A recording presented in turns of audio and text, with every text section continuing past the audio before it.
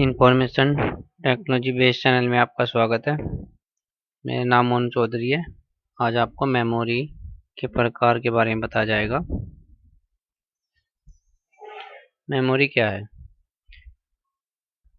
यह device input device के द्वारा प्राप्त निर्देशों को कंप्यूटर में स्टोर करके रखता है। इसे कंप्यूटर की याददाश्त भी कहा जाता है।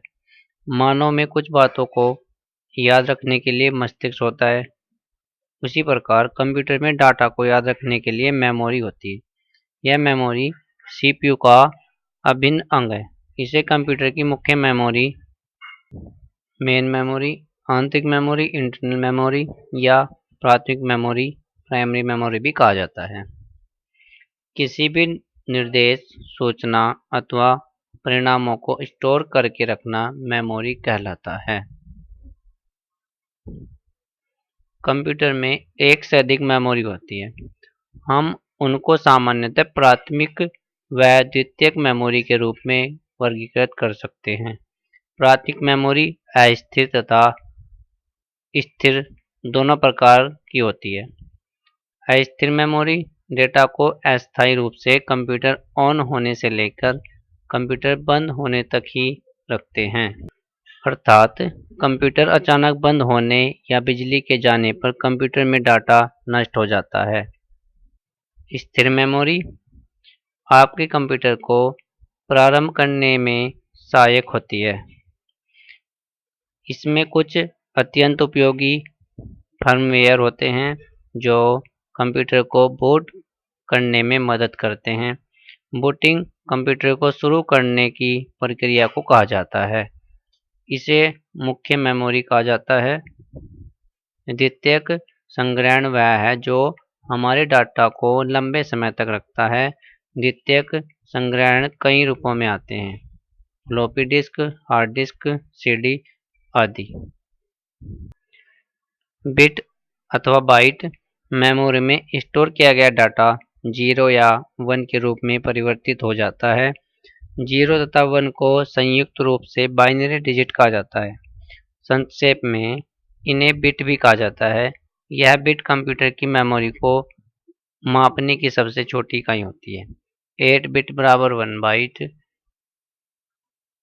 1024 बाइट्स बराबर 1 किलोबाइट, 1024 किलोबाइट बराबर 1 मेगाबाइट, 1024 MB बराबर 1 गीगाबाइट, 1024 GB बराबर 1 टेराबाइट। इन मेमोरी के बारे में हम आपको पहले भी विस्तार से बता चुके हैं। अगर आपको मेमोरी के बारे में ज़्यादा जानना है तो आप हमारी पहली वीडियो देख सकते हैं। मेमोरी के प्रकार: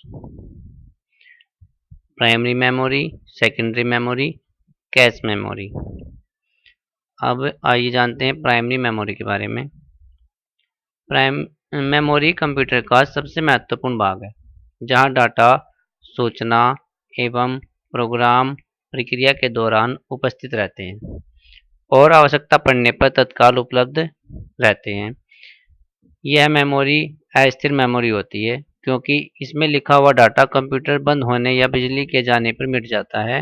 प्राइमरी मेमोरी कहलाती है। इसे प्राथमिक मेमोरी या मुख्य मेमोरी भी कहते हैं। प्राइमरी मेमोरी मुख्यतः दो प्रकार की होती है: रैम और रोम। रैम का पूरा नाम होता है random access memory. RAM computer की अस्थायी मेमोरी होती है। कीबोर्ड या अन्य किसी इनपुट डिवाइस से इनपुट किया गया डाटा प्रक्रिया से पहले रैम में ही संग्रहित किया जाता है और सीपीयू द्वारा आवश्यकतानुसार वहां से प्राप्त किया जाता है।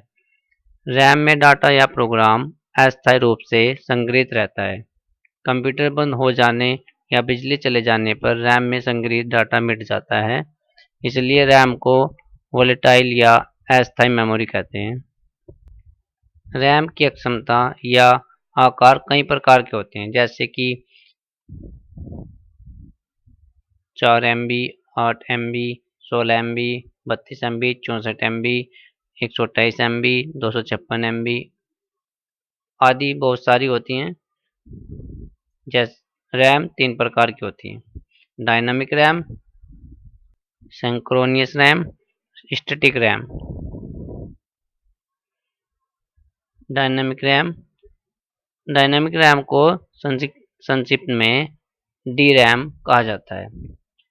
रैम में सबसे अधिक साधारण डी रैम है तथा इसे जल्दी जल्दी रिफ्रेश करने की आवश्यकता पड़ती है। रिफ्रेश का अर्थ यहाँ पर चिप को विद्युत अवशेषी करना होता है तथा प्रत्येक बार रिफ्रेश होने के कारण यह पहले की विषय वस्तु को मिटा देती है। इसके जल्दी जल्दी रिफ्रेश होने के कारण इसकी गति कम होती है। Synchronous RAM, synchronous RAM D RAM की अपेक्षा ज़्यादा तेज है। इसकी तेज गति का कारण यह है कि यह सीपीयू की घड़ी की गति के अनुसार रिफ्रेश होती है, इसलिए ये डी रैम की अपेक्षा डाटा को तेजी से स्थानांतरित करता है। स्टैटिक रैम, स्टैटिक रैम ऐसी रैम है जो कम रिफ्रेश होती है। कम रिफ्रेश होने के कारण यह डाटा को मेमोरी में अधिक समय तक रखता है। डी रैम की अपेक्षा एस रैम तेज तथा महंगी होती है। एस मतलब स्टैटिक रैम। अब है रोम, रीड ओनली मेमोरी कहा जाता है। रोम का पूरा नाम है रीड ओनली मेमोरी। यह स्थायी मेमोरी होती है जिसमें कंप्यूटर के निर्माण के समय प्रोग्राम स्टोर कर दिए जाते हैं। इस मेमोरी में स्टोर प्रोग्राम परिवर्तित और नष्ट नहीं किए जा सकते, इन्हें केवल पढ़ा जा सकता है। इसलिए यह मेमोरी रीड ओनली मेमोरी कहलाती है। कंप्यूटर का स्विच ऑन होने के बाद भी रैम में संग्रहित डाटा नष्ट नहीं होता है। अतः रोम नॉन वोलेटाइल या स्थायी मेमोरी कहलाती है। रोम के विभिन्न प्रकार होते हैं जो निम्नलिखित हैं। PROM programmable read only memory, EPROM erasable programmable read only memory, double EPROM electrical erasable programmable read only memory. अब पी-रोम क्या होता है? पी-रोम का पूरा नाम प्रोग्रामेबल रीड ओनली मेमोरी होता है। यह एक ऐसी मेमोरी है जिसमें एक बार डाटा संग्रहित होने के बाद इन्हें मिटाया नहीं जा सकता और न ही परिवर्तन किया जा सकता है। ई-पी-रोम, इसका पूरा नाम erasable program read only memory होता है। यह रोम की तरह ही होता है, लेकिन इसमें संग्रहित प्रोग्राम को पराबैंगनी किरणों के द्वारा ही मिटाया जा सकता है और नए प्रोग्राम संग्रहित किए जा सकते हैं। डबल ई-पी-रोम का पूरा नाम electrical erasable programmable read only memory होता है। एक नई तकनीक ई-प्रोम भी है। इसमें मेमोरी से प्रोग्राम को विद्युतीय विधि से मिटाया जा सकता है। कंप्यूटर की सेकेंडरी मेमोरी क्या होती है? सेकेंडरी मेमोरी को अलग से जोड़ा जाता है और यह स्टोरेज के काम आती है, तो इसे सेकेंडरी स्टोरेज डिवाइस भी कहते हैं। प्राइमरी मेमोरी की अपेक्षा इसकी गति कम होती है, लेकिन इसकी स्टोरेज क्षमता प्राइमरी मेमोरी से अधिक होती है और ज़रूरत पड़ने पर इसे अपग्रेड घटाया या बढ़ाया जा सकता है। आइए जानते हैं सेकेंडरी मेमोरी कितने प्रकार की होती है। मैग्नेटिक चुंबकीय टेप, मैग्नेटिक चुंबकीय disk, optical disk, USB flash drive. अब जानते हैं मैग्नेटिक चुंबकीय टेप के बारे में। यह देखने में किसी पुराने ज़माने के टेप रिकॉर्डर की कैसेट की तरह होती थी। इसमें प्लास्टिक के रिबन पर चुंबकीय पदार्थ की परत चढ़ी होती थी, जिस पर डाटा स्टोर करने के लिए हेड का प्रयोग किया जाता था। बिल्कुल टेप रिकॉर्डर की तरह इस डाटा का कितनी बार लिखा और मिटाया जा सकता था और यह काफ़ी सस्ते होते थे। दूसरा है मैग्नेटिक चुंबकीय डिस्क। मैग्नेटिक चुंबकीय डिस्क दो प्रकार की होती हैं, floppy disk, hard disk drive. Floppy disk के बहुत पतले प्लास्टिक की एक गोल डिस्क होती है जो एक प्लास्टिक के कवर में बंद रहती थी। इस डिस्क पर चुंबकीय पदार्थ की परत चढ़ी होती थी। फ्लॉपी डिस्क आकार और स्टोरेज के आधार पर दो प्रकार की होती है। मिनी फ्लॉपी मिनी फ्लॉपी का व्यास 3.5 इंच का होता है और इसकी स्टोरेज क्षमता 1.44 MB होती है। माइक्रोफ्लोपी माइक्रोफ्लोपी का व्यास 5.5 इंच का होता है और इसकी स्टोरेज क्षमता 2.88 MB होती है। Hard disk drive. आपको बता दें कि दुनिया की पहली हार्ड डिस्क ड्राइव के निर्माता IBM है। इसका पूरा नाम है इंटरनेशनल बिजनेस मशीन, जिसे 1980 में बनाया गया। यह एल्युमिनियम धातु की डिस्क होती है जिस पर पदार्थ का लेप चढ़ा रहता है। यह डिस्क एक दूरी पर बड़ी तेजी से घूमती है और इसकी गति को RPM यानी रिवॉल्यूशन पर मिनट यानी चक्कर प्रति घूर्णन प्रति मिनट में मापा जाता है। आज तक बाजार में 5200 RPM और 7200 RPM वाली हार्ड डिस्क ड्राइव उपलब्ध है।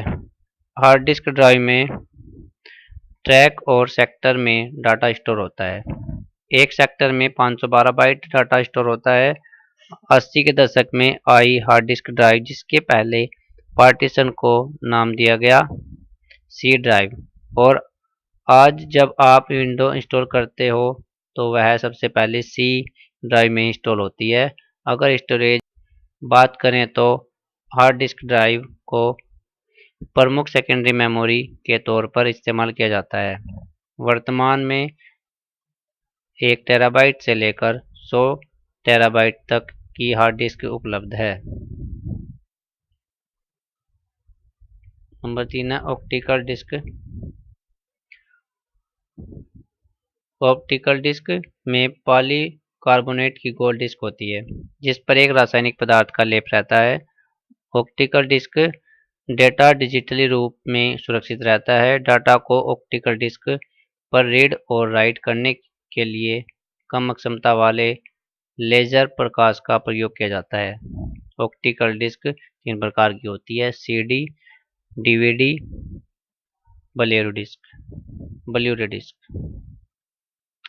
CD का पूरा नाम कॉम्पैक्ट डिस्क है। इसकी क्षमता हार्ड डिस्क से कम और फ्लॉपी डिस्क से ज़्यादा होती है। इसमें कुछ 700 MB डाटा को स्टोर किया जा सकता है। इसमें डाटा लगभग 30 वर्षों तक सुरक्षित रह सकता है, लेकिन इसकी सतह पर स्क्रैच आने पर डाटा को रीड और राइट करने में परेशानी होती है। डीवीडी की अपेक्षा CD की अपेक्षा DVD यानी डिजिटल वर्सेटाइल डिस्क की स्टोरेज क्षमता बहुत अधिक होती है, लेकिन देखने में यह दोनों एक जैसी ही लगती हैं। DVD की स्टोरेज क्षमता करीब 4.7 GB से लेकर 17 GB तक होती है, लेकिन स्क्रैच वाली समस्या यहाँ भी है।